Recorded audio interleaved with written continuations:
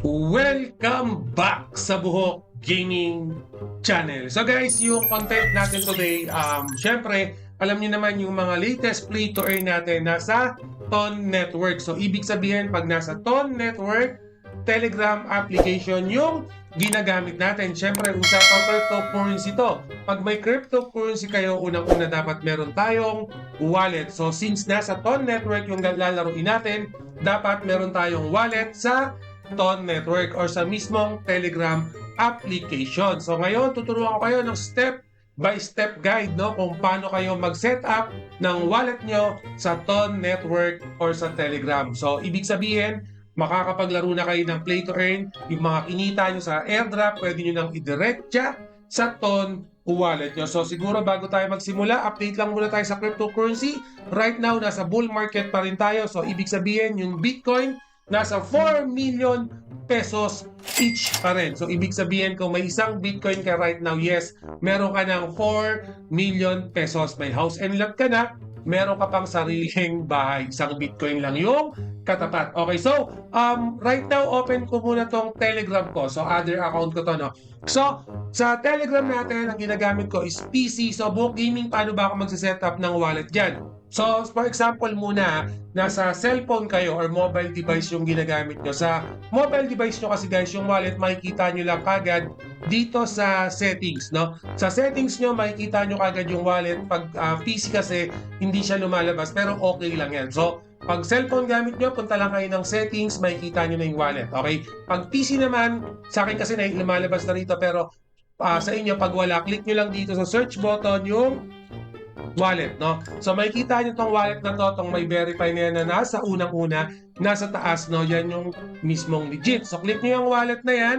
In my end, pinindot ko lang yung start, lalabas na tong wallet in Telegram. Yes, pag nasa Telegram na kayo, nasa Ton Network na kayo, lahat ng ginagawa natin sa MetaMask, sa Soul Network, kayang-kaya din dito sa Telegram or Ton Network, no? So yan, pwede nyo click tong open app, pwede rin nyo click tong wallet mismo. So, click ko na lang tong wallet dito.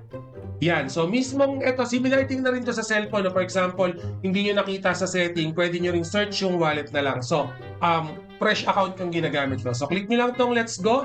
Tuloy-tuloy lang tayo dito ha. Meron ditong add wallet to shortcut to Telegram. Ako, i-add ko na lang muna. No? So, add to ko na yan. Agree.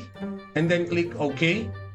Yan, so nasa shortcut ko na yan. So mas madali na, no? So, ito na yung wallet ko. Okay, so ibig sabihin pwede ko nang connect. So ayan, ito na yung mismong wallet ko. Pero Buhok Gaming, paano ako magdi-deposit dyan? Buhok Gaming, paano ako mag-withdraw dyan? Good question. So, although open na itong wallet ko, kailangan pa rin natin lagyan to ng mga security. For example, i-click natin tong more assets.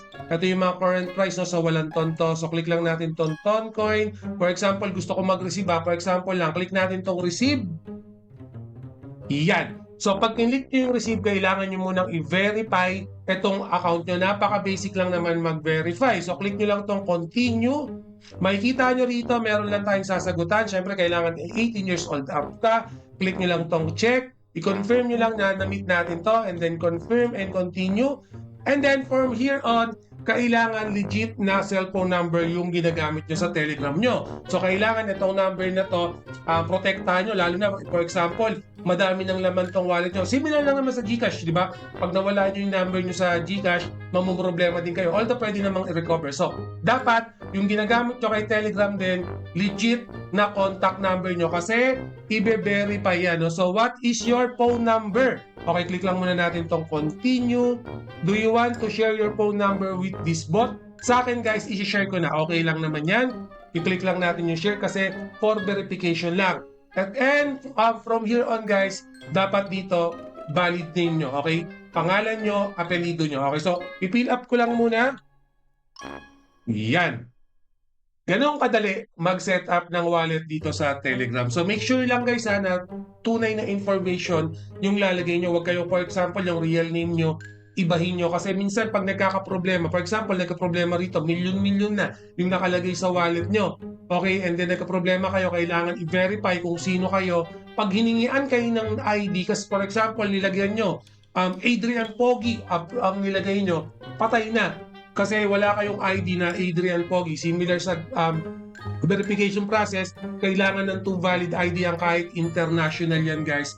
2 valid ID rin yung hinihingi nila pagdating sa verification, hindi lang po sa Pilipinas yung 2 valid ID. So yan, Buhok Gaming okay na pala, no? Pwede ka na palang mag-receive. Okay, pwede na ako mag-receive, no? So, got it ko lang to. So, eto na yung mismong wallet address ko. Pwede kong itirahin yan ng QR. Pwede ko rin i-copy yung address. Pwede kong padala sa inyo yan para sendan nyo ako ng ton cryptocurrency. Pero ganun lang yan, guys.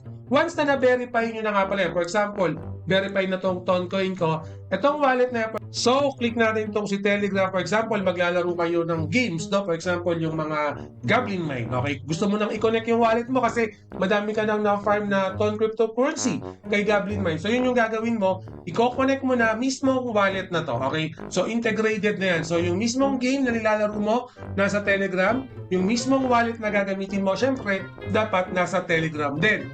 Ito nga pala, may mga ibang games sa Telegram, may ibang play to earn sa Telegram na ang kailangan nila is yung mga external wallet. Okay? For example, kailangan nila ng mga Binance wallet, OKX wallet. Pero kahit na kailangan nila yung mga wallet na yon, mga option lang yon. For example, sa Wizwood, kailangan din niya ng Telegram wallet, ng Ton Network wallet. Pero pwede ka rin gamitin or pwede mo rin gamitin yung Binance wallet mo or OKX wallet mo sa Wizwoods. Okay, so may mga ganong option. Pero number 1 kasi, since nasa Telegram ka na rin naman, gamitin mo na lang tong wallet na to. Buhok Gaming, yung wallet na sinasabi mo na yan, ano ba yung advantage and disadvantage niyan? Unang advantage, syempre, nasa in-game application na yan. So pagka-open mo ng isang application, magkasama na yan. Yung games mo, nandoon na. Yung wallet mo, nandoon na.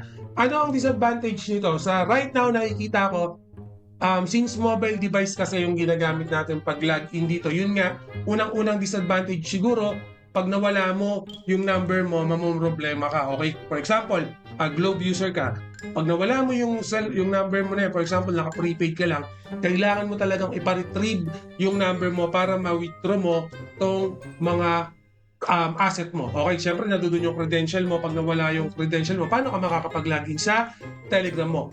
Pangalawang weakness kasi dito sa nakikita ko, wala akong masyado nakikitang security measure kay Ton Network. Although, hindi naman ma-access ng iba to, pero pag na-access nila yung cellphone number mo, for example, hiniram yung cellphone mo, napaka-basic lang nilang ma-open to. Kasi once na in-open yung Telegram application, guys, wala namang password yan as long na naka-open yan sa cellphone mo or sa mobile device mo. Okay, okay lang naman kung nakalock lagi yung PC, cellphone nyo, yung desktop nyo, yung PC nyo, okay lang kung nakalock lagi yan. Pero for example, nakuha yung number nyo, nakuha yung cellphone nyo na marunong sa cryptocurrency, okay, nakita, meron kayong account dito sa Ton Network, okay, yun naman ang nakikita kong disadvantage ng wallet na to. Pero for example, keen ka naman, maingat ka sa mga gadget mo, sa mga device mo, ikaw mismo, nilalak mo yung phone mo, hindi mo naman pinapahiram yung laptop mo, ikaw lang naman yung gumagamit sa PC mo, wala naman ako nakikitang magiging problema para sa'yo. Kumaga, lahat naman yan, no, kung talagang nanakawin